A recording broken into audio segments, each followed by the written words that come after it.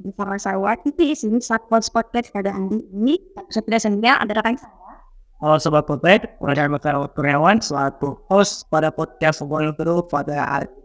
Jadi di sini kita mengangkat tema pendidikan ya.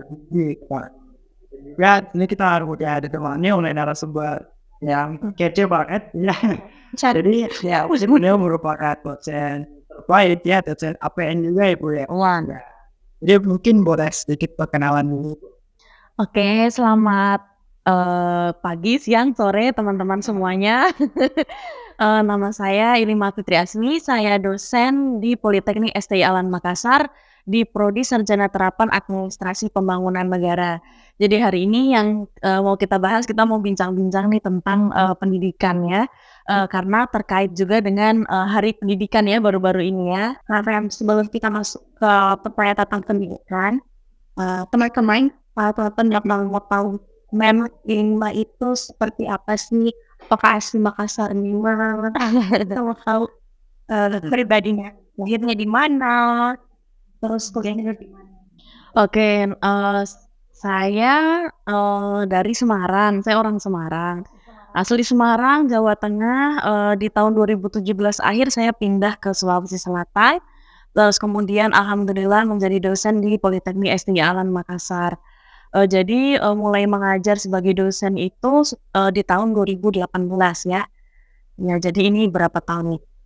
2018 sampai 2024. Lumayan lah ya, baru 6 tahun sebenarnya. Jam terbangnya itu baru sebentar sebenarnya. Dosen pertama di sini. Iya, jadi sebenarnya sebelum saya jadi dosen itu ceritanya gini, saya kan S1 saya itu pendidikan bahasa Inggris. Jadi memang cita-cita saya itu sebenarnya jadi guru. Iya, pengennya itu jadi guru di sekolah, guru bahasa Inggris gitu. Tidak pernah terlintas di pikiran suatu hari nanti akan menjadi seorang dosen kayak gitu. Nggak expect karena dari latar belakang keluarga juga tidak ada yang sekolah S2, terpikirnya lulus kuliah S1 langsung jadi guru dan memang saya sempat jadi guru selama beberapa tahun ya di salah satu sekolah internasional di Jawa, di kampung saya di Jawa. Nah kemudian alhamdulillah ada kesempatan beasiswa. Jadi ada seleksi beasiswa unggulan di tahun 2012 itu dan alhamdulillah saya dapat beasiswa itu sehingga waktu itu saya sambil kerja, sambil kuliah. Ya, sambil kerja sambil kuliah. Nah ini juga agak unik karena waktu itu nggak kayak sekarang, zaman saya tuh dulu belum ada LPDP, belum ada beasiswa, akses beasiswa tuh nggak kayak sekarang gitu. Nah jadi waktu itu saya belum menemukan beasiswa yang untuk jurusan pendidikan bahasa Inggris sehingga saya S2-nya itu di ilmu administrasi publik. Ada sih beasiswa lain tapi yang paling menurut saya waktu itu yang paling saya minati itu di bidang administrasi publik. Ya sempat kaget juga dari kuliah bahasa total language tiba-tiba kita belajar ekonomi politik pembangunan, kita belajar human resources segala macamnya, organisasi, perilaku organisasi. Ya, Dipanggil ya. iya. Oke, kalau ini ada pertanyaan tentang waktu berlalu. Sebagai dosen, sebelum itu full time. Dan cita-citanya emang selain jadi sebelumnya jadi guru. Setelah itu Malah jadi dosen. tapi di awalnya mau jadi guru guys, guru sekolah dasar, SMP, SMA. Iya benar. Enggak sih, saya nggak terbayang pekerjaan lain ya. Kalau pekerjaan masa depan emang sejak awal maunya jadi guru gitu. Tapi alhamdulillahnya kan sekarang jadi dosen juga sebenarnya tidak melenceng gitu karena kan dunia kita sama, kita mendidik orang, hanya bedanya di level mana kan seperti itu. Oke, kita ke pertanyaan yang pasti part 1 yaitu dialog pribadi. Ini pertanyaan menarik. Sebagai dosen yang padat kegiatan, bisa diceritakan apa saja aktivitasnya dalam perguruan tinggi? Oke, jadi aktivitas saya itu, ya jelas ya, sehari-hari di kampus ya, mengajar itu pasti, mengajar kemudian, saya meneliti juga. Jadi saya, rutin melakukan riset, eee, tidak hanya penelitian yang dari kampus, tapi juga penelitian-penelitian di luar itu. Biasanya saya collab sih sama beberapa, dosen lain atau peneliti dari instansi lain.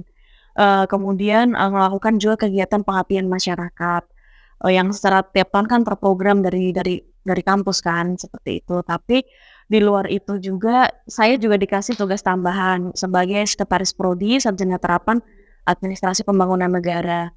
Kesibukan yang lain yang mungkin sedikit relevan ya dengan tugas dosen saya itu sebenarnya saya di luar, saya juga seorang penerjemah.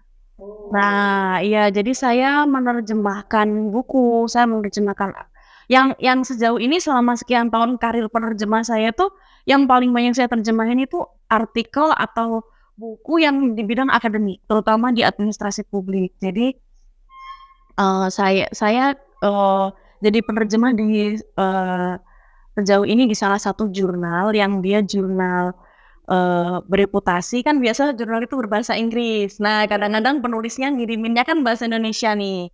Nah, jadi, itu di situ pekerjaan saya. Nah, itu lumayan mendukung karena belajar juga dari situ kan. Kita tahu hal baru dengan menerjemahkan ilmu baru kan seperti itu ya. Itu atur waktunya setengah mati juga karena kebetulan saya kan juga seorang ibu ya, seorang ibu. Jadi, eee kalau pas masa-masa padat saya kurang tidur memang. Oh ya, saya kurang tidur dan saya hutang banyak di kelas, hutang mengajar itu setiap semester dan selalu kalau di review mahasiswa, "Ibu ini mah kekurangannya apa? Hutang mengajar." Selalu begitu. Iya, karena selalu apa ya, karena kesibukan ya, jadi kadang kuliah saya pindah seperti itu.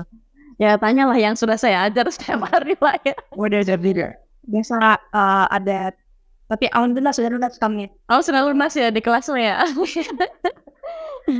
Mungkin ya, Oke, sehingga kan Meme dikenal sebagai dosen yang mendapatkan penghargaan. Ada juga SM Awards 2023 yang diadakan oleh teman-teman RB. Iya. Itu awal mulanya boleh ceritakan mau terus kesannya di mana gitu. Oke, jadi awalnya tuh gini, setiap kan itu ada kompetisi ya, kompetisi dari, Kementerian Pan-RB yang dia sebenarnya tuh dia mau mencari nih ASN-ASN yang berprestasi, yang dia punya jiwa inovatif yang tinggi, yang punya karya yang bagus gitu kan. Jadi dia itu kayaknya kalau nggak salah tidak hanya untuk jabatan dosen, untuk dokter ada, untuk perawat ada, untuk pimpinan ada, untuk berbagai jabatan di situ gitu. Nah, cakupannya luas lah. Kemudian dari lembaga administrasi negara sendiri karena diminta oleh Kemenpan RB untuk, mendelegasikan lah, "Ada kandidatnya nggak?" Gitu kan. Nah jadi, waktu itu ditanya, "Politeknik Syariah Makassar siapa yang mau mewakili?" Kayak gitu kan. Nah, kemudian ketika rapat, kan salah satu kriterianya itu adalah, eee, ASN yang dia memiliki nilai kinerja yang bagus, satu, terus kemudian ASN yang dia punya inovasi yang bisa ditawarkan yang itu berkontribusi untuk masyarakat gitu, apa inovasinya. Nah kebetulan, eee, di tahun 2022 itu saya menang, hibah penelitian. Jadi saya itu masuk 11 besar penulis proposal terbaik, dari kegiatan KPKRI dari total berapa ratus ya kalau nggak salah 500 peserta ya. Iya masuk 11 besar dan yang dibiayai oleh KPK, jadi riset kami itu selama 3 bulan full 100% dibiayai oleh KPKRI, seperti itu. Nah, hasil akhir dari riset kami, riset saya waktu itu adalah, kebetulan saya berdua dengan rekan saya di, kampus lain itu hasil akhirnya adalah sebuah model anti korupsi berbasis teknologi blockchain. Ya, jadi kan, teknologi blockchain ini kan belum terlalu diekspor di Indonesia. Nah, ternyata negara-negara maju itu sudah memakai teknologi itu untuk sektor publiknya dia, untuk bahkan untuk identitas digital, jadi dan segala macam. Nah, kami mencoba mengeksplorasi itu untuk menghasilkan suatu sistem anti korupsi yang baik gitu kan. Nah, akhirnya masuk 11 besar ke KPKRI itu, kemudian itu yang saya propose di penghargaan anugerah ASN Award itu. Jadi sebelum masuk ke Kemenpan RB, ke LAN RI dulu. Kan ada dosen terbaiknya Politeknik Jalan Jakarta, ada dosen terbaik Politeknik Jalan Bandung. Nah, dari penilaian dari LAN RI sendiri, ternyata dianggap saya yang paling bagus inovasinya seperti itu kan. Dan kemudian akhirnya dari LAN RI dinobatkan sebagai dosen terbaik dan kemudian maju ke seleksi di Kemenpan RB. Nah, kemudian setelah berapa 1 bulan mungkin akhirnya lolos sebagai nominasi. Jadi kan dari berbagai instansi tadi dosen-dosen ikut kompetisi itu. Nah, saya masuk di 4 besarnya nominasi. Seperti ini. Sebenarnya masih berproses ini seleksi. Iya, masih berproses, masih menunggu karena kan sudah ada 4 besar. Saya salah satu dari mereka. Nah, jadi nanti masih mau diambil lagi di tahap final. Aku yakin bakal jadi dosen terbaik. Ya, Jadi ya hari pas dari Mem. Amin, terima kasih. Pengalaman lupa ya. Oke, next kita ke pertanyaan seputar pendidikan. Bagaimana Mem memaknai pendidikan itu sendiri? Pendidikan itu kalau di pandangan saya itu sebenarnya kita proses merubah seseorang dari enggak tahu jadi tahu, dari enggak bisa jadi bisa. Ya enggak sih? Ya dari enggak paham jadi paham kan gitu. Dengan berbagai cara. Ya itu sederhana itu. Kenapa orang jauh-jauh sekolah ke luar negeri ya tujuannya kan dia melakukan perubahan di hidupnya. Benar nggak sih? Iya, education tuh sederhana itu sebenarnya. Cuman kalau kita bicara pendidikan itu dia sangat kompleks ya. Sangat kompleks sekali karena multi stakeholder. Kita bicara satu sekolah. Di sekolah aja tuh ada kepala sekolah, ada guru, siswa. Kalau kita bicara lingkungan siswa, kita bicara tentang keluarganya, ya kan? Dan segala hal lah yang berpengaruh gitu. Ya jadi kalau dibilang pendidikan itu penting apa enggak? Itu kalau saya bilang ya saya merasa bahwa pendidikan itu pilarnya bangsa. Iya enggak sih? Nah kan kalau Nelson Mandela sendiri bilang kan education is the most powerful weapon that you can use to change the world, katanya gitu kan. Merubah dunia itu ternyata alatnya adalah pendidikan gitu kan. Gitu sih. ya, terus kesan lainnya. Kan kalau kita ingin menilai sebuah pendidikan yang baik itu kan pasti punya indikator-indikator gitu kan. Nah, kalau dari Mem sendiri, menilai pendidikan yang baik itu kayak gimana? Nah, personal view ya pendidikan yang baik. Yang pertama, dia tidak dia melihat kebutuhan dari siswa itu gitu. Jadi apa yang paling dibutuhkan oleh siswa itu untuk dipelajari. Nah, sebenarnya kalau kita bicara soal pendidikan, misalnya gini, kita tinggal di daerah laut misalnya. Kita mungkin tinggal di daerah laut itu kita butuh sekali kemampuan belajar berenang. Berbeda dengan ya orang yang tinggal di gunung. Ya, mungkin dia butuh skill lain, ya kan? Seperti itu yang jadi apa ya? Dan kebutuhan anak-anak ini berbeda-beda dan juga minatnya dan juga bakatnya. Nah, itu yang menurut saya paling penting gitu. Karena kita tidak bisa menyamaratakan kondisi orang. Mungkin di satu orang dia sangat pintar membaca, tapi dia mungkin kurang dihitung-hitung misalnya begitu. Nah, itu berarti dia sudah punya minat yang bagus di satu hal gitu. Nah, harusnya pendidikan yang ideal itu kan harusnya mendorong potensi setiap peserta didiknya kan. Nah, seperti itu. Jadi pendidikan yang baik itu yang pertama itu, yang kedua dia tidak mengabaikan aspek-aspek lain selain aspek akademis gitu. Jadi nggak boleh kita melihat hanya karena dia nilainya bagus, dia tesnya bagus. Kita juga harus lihat kondisinya di bahwa anak-anak ini kan butuh juga pengembangan karakter, butuh juga belajar budaya, ya kan, butuh juga belajar ini. Salah satu contoh yang jelas gini. Pendidikan semakin maju, anggaran pendidikan itu 20% dari APBN. Tapi statistik bilang perokok di usia muda meningkat dari tahun ke tahun. Pengguna narkoba di kalangan remaja prevalensinya melonjak tajam dari tahun ke tahun.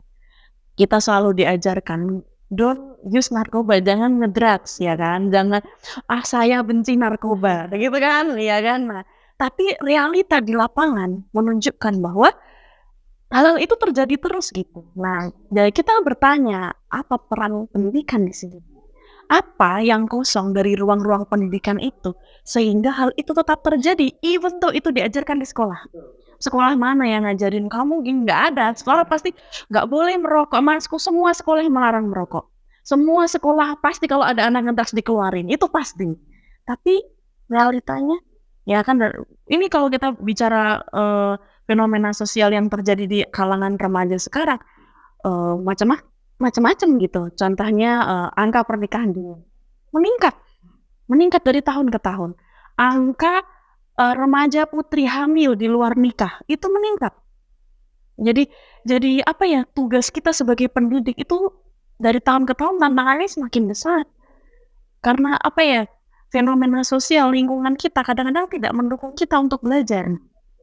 Broken family, keluarga yang nggak utuh, ya nggak? Lingkungan kita mungkin nggak mendukung kita untuk belajar. Dari tahun ke tahun jumlah pekerja anak itu meningkat. Diperkirakan sekitar 2 juta lebih anak di Indonesia itu dieksploitasi untuk bekerja. Bagaimana kita membuat mereka belajar dengan baik? Bagaimana kita bisa kasih mereka pendidikan yang baik kalau dia secara kondisinya dia aja tidak memungkinkan dia untuk belajar? Stunting, kurang gizi buruk, di mana-mana gimana mau belajar? Iya kan? Jadi kalau kita bicara pendidikan itu banyak sekali supporting sistemnya di balik itu gitu. Mau mensukseskan suatu pendidikan, nggak cukup belajar kurikulumnya harus ditambah. Gurunya dikasih pelatihan, sekarang guru harus ditambah, dinaikkan gajinya, enggak. Tapi supporting di balik itu. Peran orang tuanya, peran keluarganya, bagaimana lingkungannya diatur sedemikian rupa. Biar kurikulum mau seperti apa, tapi kalau gizi buruk, gimana mau belajar? Otak tidak bekerja secara maksimal. Jadi satu hal akan berpengaruh ke hal yang lain, ya kan? Seperti itu. Jadi kalau udah mingguan sampai di akar-akar gitu kan. Itu hell banget. Ya kok begitulah ya kayaknya kalau kita mau berbicara mengenai pendidikan banyak banget yang perlu dipertimbangkan gitu. Wah. Kan dia bukan sekedar gini cara ngajar yang baik, gini pendidikan yang baik, tapi di belakang itu ada banyak faktor yang perlu diperhatikan. Ya, jadi itulah tadi saya menitik bawahi bahwa kata-kata Mahatma Gandhi ya. Kata Mahatma Gandhi bilang tidak ada sekolah yang lebih baik kecuali rumah yang baik. Dan tidak ada guru yang baik kecuali orang tuanya sendiri. Jadi mau sekolah semahal apa dari keluarga tidak mendukung pendidikan, ya kan? Itu tadi, itu akan sulit. Makanya pendidikan paling pertama itu ya rumah dulu, dari keluarga dulu, dikondisikan anaknya, dipersiapkan, dikokohkan mentalnya, didukung mentalnya, ya nggak? Kemarin kan sempat juga dengar tuh bahwa tingkat ini kesehatan mental remaja Gen Z itu kan yang rentan sekali, disinyalir ada kan peningkatan tingkat depresi anak muda sekarang. Nah, ini apa penyebabnya? Ini kan juga harus dicari tahu. Kalau depresi, bagaimana mau belajar dengan baik? Bagaimana sebaik apapun pendidikan didukung, tapi kalau kondisi di lingkungannya dia tidak mendukung itu, ya itu kan peran kita sebagai keluarga. Ya kita nih, jadi apa ya? Kita butuh banyak dukungan dari banyak hal, nggak cukup cuman dari kita sendiri gitu untuk belajar di satu sistem pendidikan, ya nggak sih? Lingkungan. Iya, lingkungan itu penting sekali. Selanjutnya yaitu apa yang harus dilakukan untuk menyediakan pendidikan yang berkualitas untuk generasi bangsa. Pendidikan yang berkualitas, yang jelas harus didukung oleh resources, sumber daya. Nah, sumber daya ini, sumber daya finansial, jelas negara kan sudah menganggarkan ya dengan sangat besar. Kemudian sumber daya manusia, kualitas guru di Indonesia itu masih perlu sekali di-upgrade, masih perlu sekali. Saya sudah melihat upaya-upaya pemerintah ya untuk mendukung meningkatkan kualitas guru, tapi masih bisa lagi lebih dari ini. Gaji guru, banyak guru yang gajinya di bawah UMR. Nah, kita mau mengharapkan dia bekerja dengan optimal, tapi kalau dia digaji dengan gaji yang kurang layak. Jadi banyak juga guru-guru di daerah yang belum mendapatkan penghargaan yang layak sesuai dengan kinerjanya mereka, seperti itu. Kemudian, dukungan dari, berbagai pihak ya saya rasa. Jadi kalau kita bicara sistem pendidikan itu kan, banyak negara-negara maju seperti, misalnya ya Finland itu kan negara yang pendidikannya bagus sekali. Itu kan mereka tidak menitik beratkan ke jam belajar. Jadi mereka itu salah satu negara yang jam belajarnya justru malah sedikit. Mereka tidak pakai seragam. Ya, tapi, nilai mereka kalau di rata-rata dengan anak-anak di negara lain mereka yang tertinggi begitu. Ya, jadi mereka tidak berbasis lesson, tidak berbasis pelajaran, tapi mereka project. Nah, project. Jadi mereka ada juga kerja belajar sendiri, belajar mandiri. Jadi sekolah yang baik itu, pelajaran yang baik itu menurut saya gini, ini sama sih kayak kayak saya pernah baca. Jadi mendidik seseorang itu bukan ngasih tahu dia fakta, ngajarin dia, 1 tambah 1 sama dengan 2. Tapi pendidikan yang baik itu adalah yang mengajarkan dia cara berpikir. Iya, jadi kita nggak ngasih tahu dia 1 tambah 1 2, 2 tambah 2 4, tapi berpikir 1 tambah 1 berapa ya? Caranya menemukan 1 tambah 1 itu gimana ya? Nah, kalau kita sudah mengajarkan cara berpikir yang baik, cara menganalisis, nah itu akan menjadi modalnya dia di masa depan. Iya kan? Seperti itu. Jadi saya sedikit mau cerita sih, personal story sih. Jadi saya punya temen, dia sekolah di luar negeri. Ini temen saya SMP, dia SD-nya di luar negeri. Nah, dia suatu ketika dapat surat nih dari temen-temennya, di luar negeri. Nah, saya kan ikut baca. Saya bertanya, kenapa teman-temanmu tulisannya jelek-jelek? Nah, jelek-jelek kalau dibandingin sama yang saya lihat di sekolah ya waktu itu. Ini tulisannya jelek banget gitu. Kayak, kok ini kan anak SMP ya waktu itu kan ya. Kok tulisannya kayak anak TK gitu kan. Serius, saya berpikir begitu. Nah, terus dia jawab, kami sekolah di luar negeri, kami jarang nulis. Iya, jadi nggak ada itu mencatat di buku. Kamu kalau belajar matematika gimana? Ya udah praktek langsung, diskusi. Jadi nggak yang latihan soal, nggak gitu. Nah, jadi belajarnya itu bener-bener yang apa ya? Mode belajarnya, metode belajarnya itu sangat variatif. Ya, dan jadi tidak mengharuskan kamu duduk di belakang meja dengan buku, dengan pensil, disuruh mencatat, nggak seperti itu gitu. Jadi apa ya? Menurut saya itu menarik karena dengan gitu kan anak-anak itu kan macam-macam. Ada anak yang dia motoriknya sangat dominan, dia nggak betah duduk di belakang meja. Ya kan ada anak yang begitu. Ya, jadi kita juga sebagai pendidik harus bisa ngelihat nih karakteristik anak peserta didiknya. Itu yang saya lakukan juga di kelas gitu. Kalau saya lihat, oh anak ini agak rame nih. Nah, harus diperlakukan beda sama anak yang pendiam. Harus lebih banyak ditanya gitu, karena dia akan gampang bosan gitu kan di kelas. Ya kayak gitu. Jadi selain untuk meningkatkan kualitas dari pendidikan itu butuh pembaruan lagi, dukungan. Nah, Ya. selanjutnya kita bakalan mendengarkan pertanyaan dari teman-teman di media sosial. Di sini sudah ada beberapa pertanyaan ya. Ya. Oke, Kak Rahmat bisa dibacakan untuk pertanyaan pertama. Oke, Mem. Jadi betul kata Cici, kita udah buka Q&A di Instagram. Jadi ada banyak sobat Poltek yang naruh pertanyaan buat Mem nih ya. Menarik. Jadi, Oh ya, kalian nggak mau cerita kenapa kalian panggil saya Mem? Ya, jadi segini ya teman-teman, saya cerita, dibilang Mem itu karena ngajar mata kuliah bahasa Inggris. Iya. Soalnya kan kalau udah bahas Mem 5 tuh emang udah familiar itu Mem. Iya. Jangan orang dengar Ibu 5, pasti Iya. Mem 5. Iya.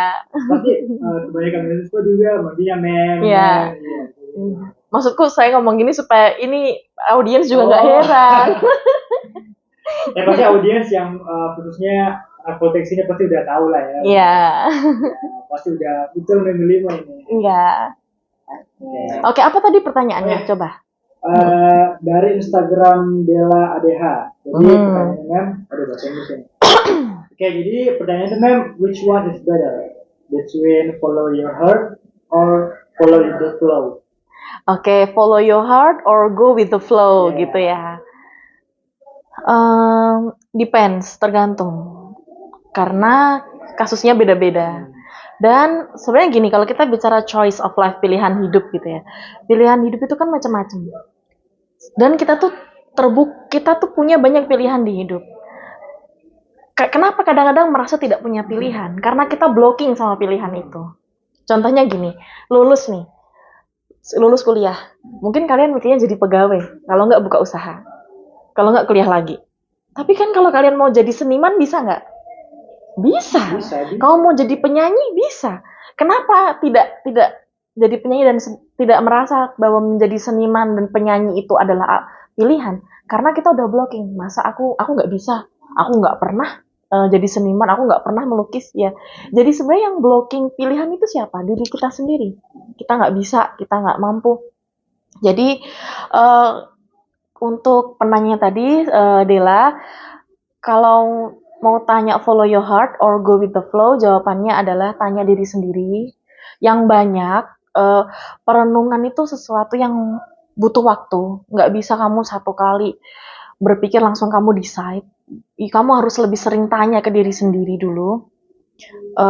Tanya sama Tuhan, apa yang paling baik. Terus kalau kamu sudah tentukan satu hal, kamu nggak boleh ragu. Karena ragu-ragu itu membunuh. Iya, membunuh. Iya. Kalau kita ragu itu, kita punya modal apapun akan runtuh di depan keraguan-raguan itu. Itu pasti. Satu, nggak boleh ragu. Terus dua, hati-hati sama perkataan orang. Karena tidak semua perkataan orang itu bisa dimasukkan. Kenapa? Karena apa yang diomongin orang itu bias gitu. Kadang-kadang orang ngomong, kamu gini. Kadang-kadang itu tidak sama dengan yang kita rasa, dengan yang kita hadapi gitu. Jadi boleh dengarkan saran dari orang, ABCDF kita dengarkan, kita hargai saran mereka, tapi di decision akhir itu di diri kita sendiri. Ketika kita ngambil keputusan itu adalah dari diri kita sendiri untuk kita sendiri. Jangan karena aku gini, karena menurut temanku ini yang paling bagus. Nah, nanti takutnya akan muncul penyesalan. Kenapa? Karena in the end of the day kita hidup untuk diri kita sendiri, bukan untuk orang lain. Even though kita sayang sama dia, kita punya teman, kita punya keluarga, kita sayang sama keluarga, tapi kita tidak harus menjalani hidup yang diinginkan orang lain, kan gitu ya? Iya, dengan tetap aja berusaha membahagiakan betul. Jadi Kadila sudah terjawab ya. Ya, do not lose yourself, itu intinya. Boleh kehilangan teman, orang datang dan pergi di hidup, tapi kita nggak boleh kehilangan diri sendiri, gitu kan. Iya. Oke, kita ke pertanyaan selanjutnya, yaitu dari Kak Febri _ Muhammad. Di era sekarang, langsung lanjut S2 setelah S1 atau bekerja terlebih dahulu baru lanjut S2. Jadi mungkin lagi dirasa sama Kak Febri. Ya, mungkin ini yang digalaukan ya sama anak-anak yang baru lulus. Nah, mungkin saya akan menjawab berbeda dari template orang-orang, karena orang-orang pasti bilang kerja dulu atau kuliah dulu. Kalau saya, kamu masih muda, sehat, kalau kamu mampu, dua-duanya. Kenapa saya bilang gitu? Gini, saya punya pertimbangan gini. Kadang-kadang kita merasa ilmu kita nggak cukup. Jadi atau kita merasa yang kita rasain ini modal kita kurang untuk bersaing di dunia kerja. Jadi mungkin kita butuh sekolah lagi. Silahkan sekolah. Kalau nggak punya biaya, silahkan coba beasiswa. Misalnya begitu ya. Tapi kenapa saya tidak menyarankan hanya sekolah saja, hanya kuliah S2 saja? Karena saya dapati, kebetulan banyak teman saya yang lulus S2 dan yang dilakukan dengan kuliah S2 itu hanya menunda pengangguran saja. Karena tidak tahu mau apa yang dilakukan setelah lulus S1 dan dia punya uang, maka dia sekolah S2. Nah, jadi S2-nya ini tidak terarah, hanya menunda saja. Menunda apa yang dia hadapi setelah lulus S1, galau, biar nggak galau sekolah S2, kemudian nanti akhirnya lulus S2 juga tetap tidak tahu mau apa. Nah, sekarang kalau kita bicara soal pekerjaan, karir, apa sih yang paling dicari orang itu selain ijazah? Yang dicari itu kan pengalaman, bener nggak? Kita bicara orang usaha, Bill Gates, berapa tahun dia merintis, gagal berkali-kali, sampai dia bisa bikin Microsoft. Steve Jobs ketika dia membangun Apple, itu kan banyak produk gagalnya dia, komputer-komputer gagalnya dia. Berapa tahun. Jadi kadang-kadang untuk kita bisa meniti sesuatu yang lebih tinggi karir, memang ada jatuh bangunnya dulu. Kapan lagi kamu mau lakukan itu? Mulai kalau nggak dari sekarang. Kalau mau nunggu setelah, nanti deh nyobanya setelah lulus S2. Nah, too late, too late. Jadi kalau saran saya adalah kalau saran saya cari pengalaman dulu sebanyak-banyaknya. Jadi kalau memang nggak punya biaya, kerja dulu, dari hasil kerja itu ditabung sambil sekolah S2.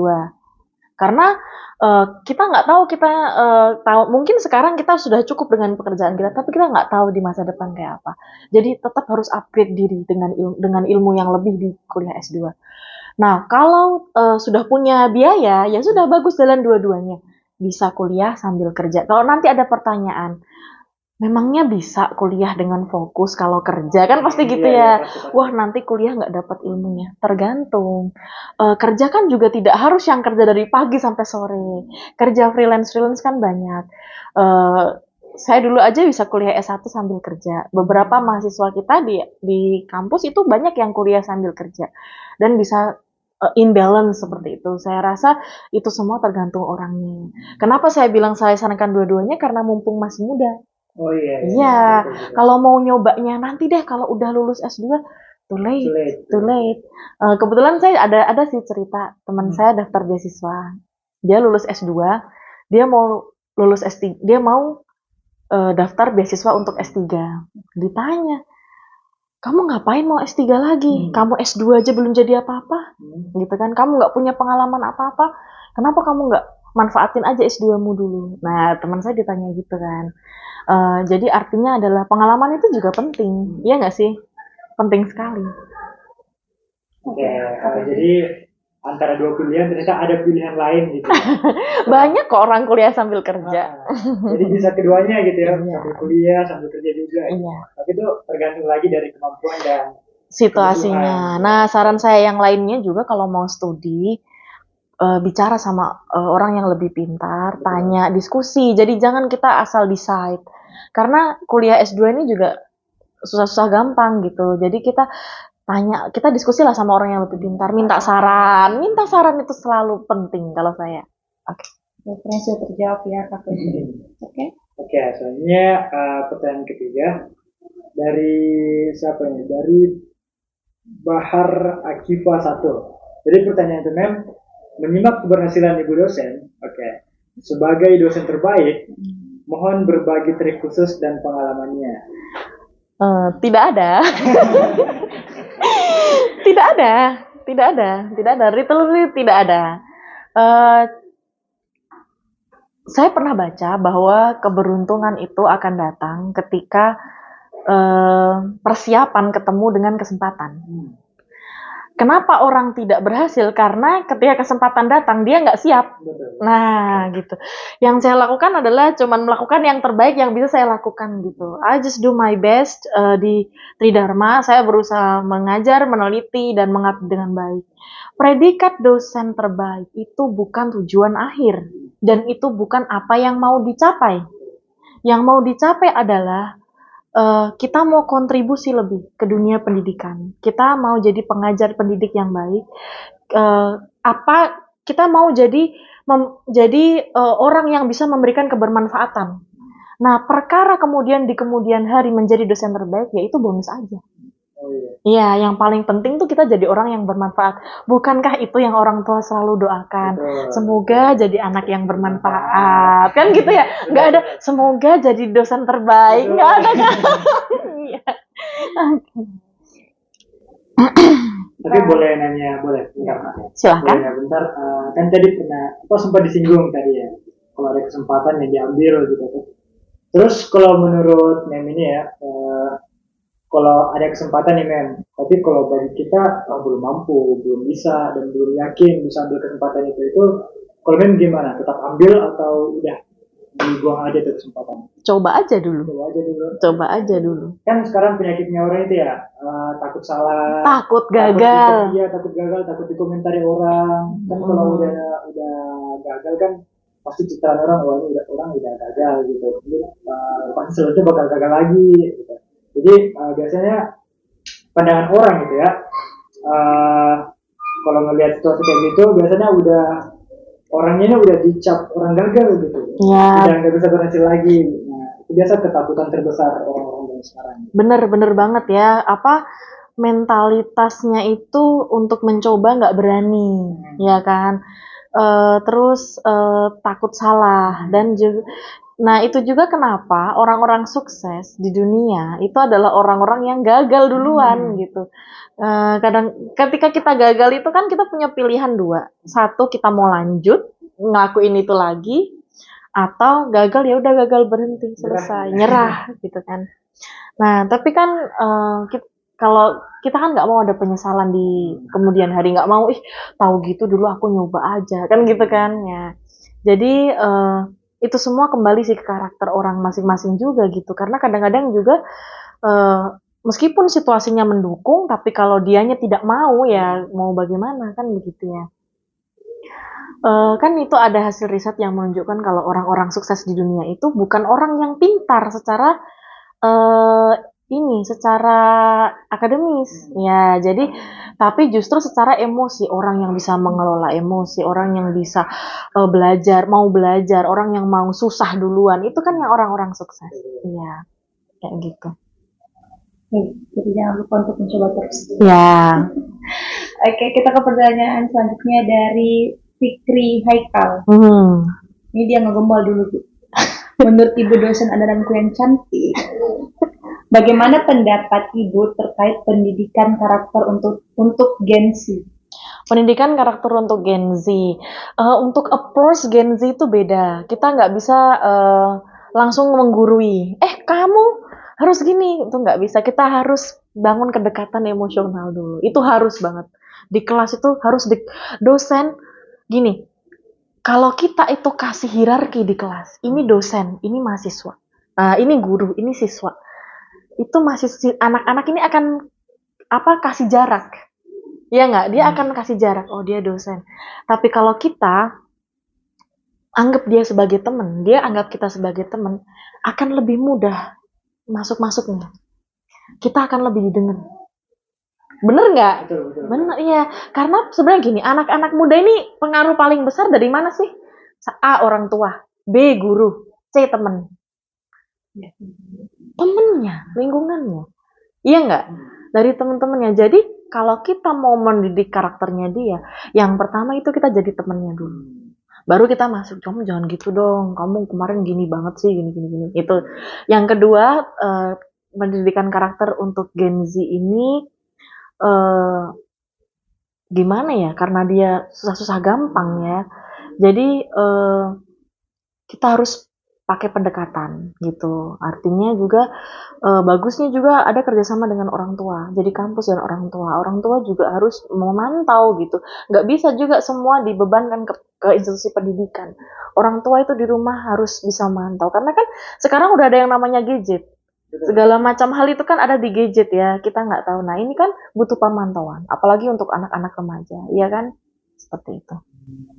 Tapi kan tadi udah disinggung dikit mengenai hierarki dosen, mahasiswa gitu kan.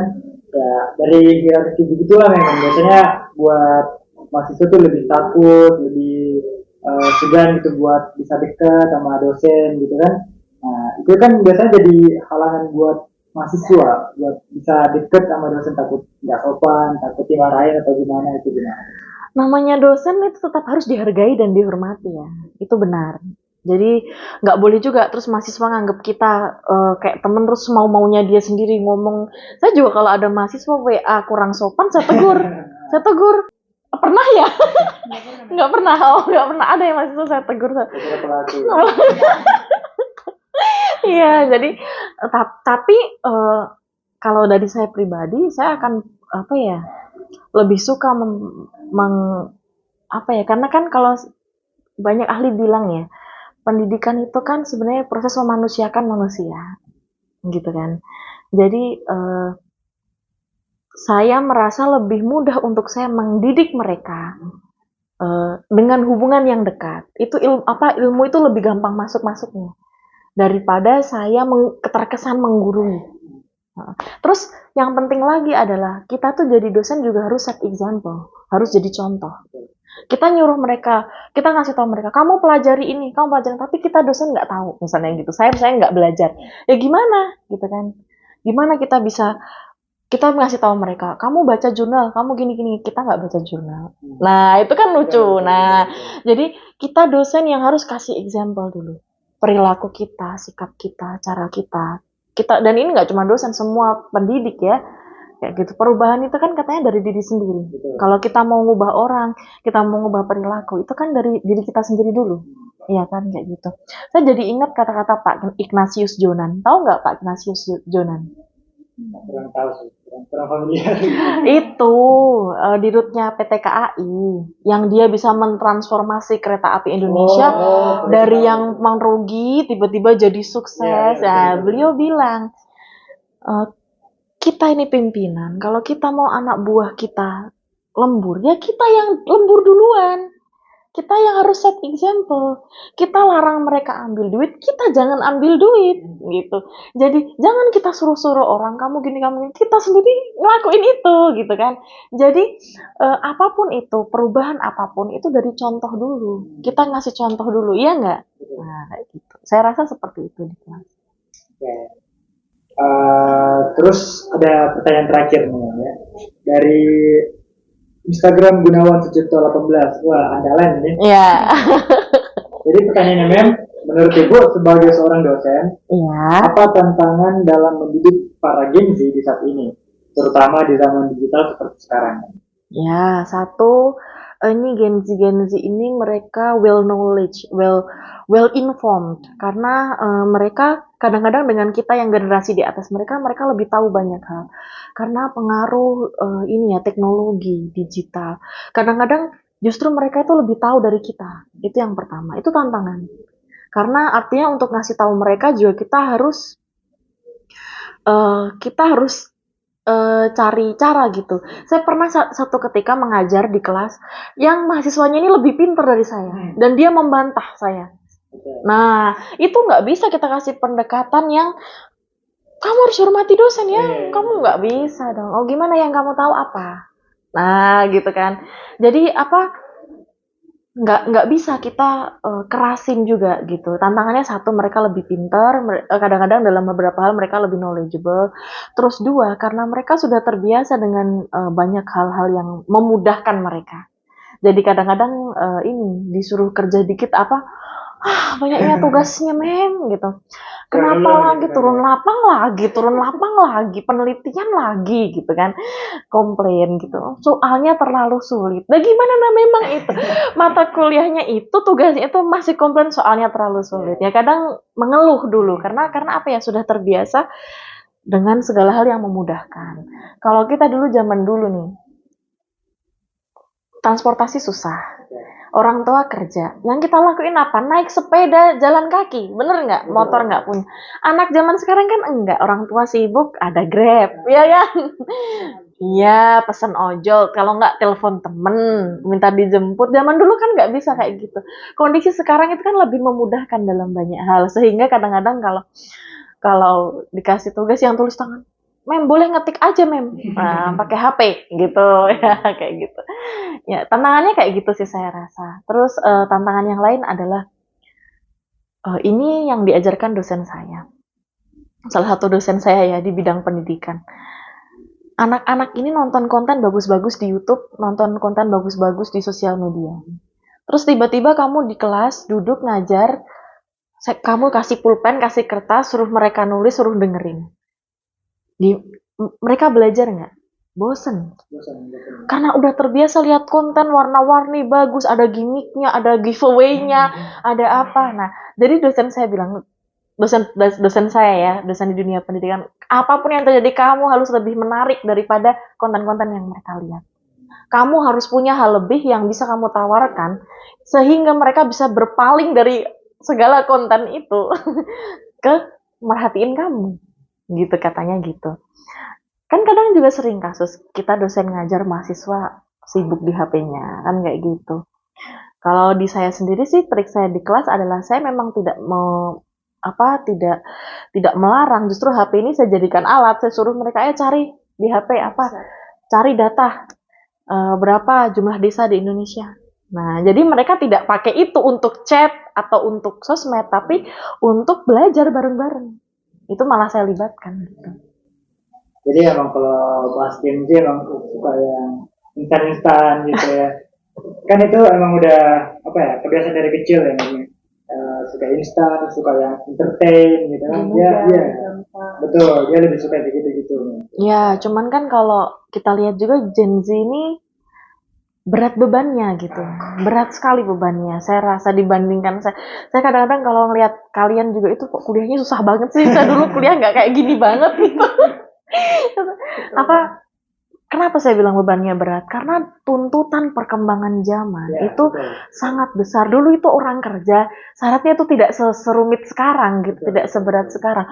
Sekarang itu kalian dituntut harus beretika, harus tahu teknologi, harus tahu ini, harus bisa itu, multitasking, harus good looking, harus ini, harus tuntutannya itu besar gitu. Ekspektasi sosial itu tinggi sekali.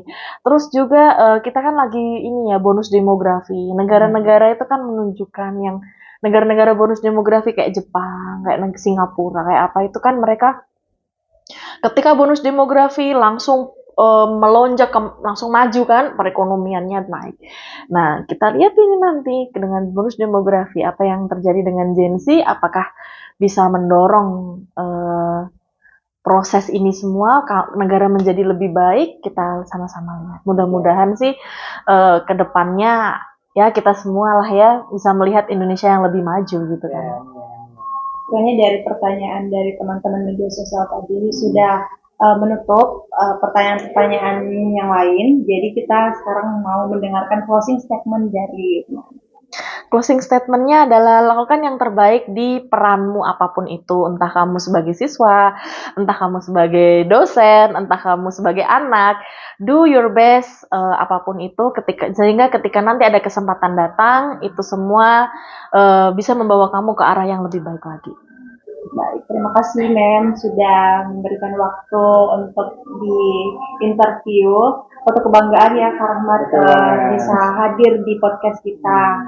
Teman-teman, terima kasih juga untuk pertanyaan-pertanyaannya. Jangan lupa di like, comment, share, and subscribe. Dan jangan lupa juga komen siapa yang kira-kira bagus untuk diundang di podcast episode 4 lagi. Dadah!